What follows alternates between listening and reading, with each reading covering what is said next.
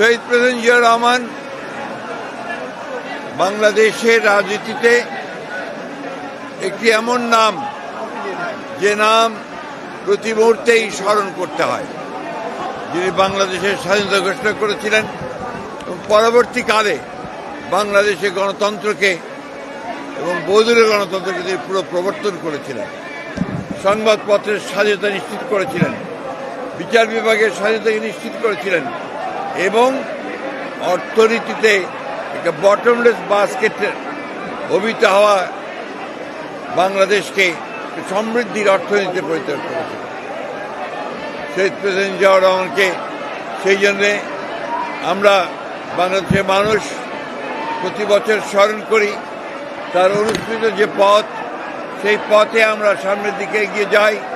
একটা উদার গণতান্ত্রিক বাংলাদেশ প্রতিষ্ঠা করবার লক্ষ্যে আমরা আরো দৃঢ়ভাবে শপথ গ্রহণ করি।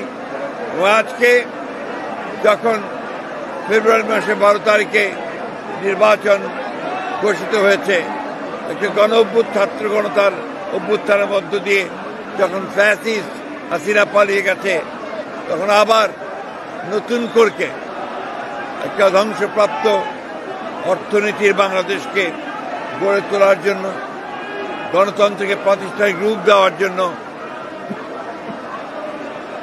আমরা আজকে এখানে শপথ নিয়েছি।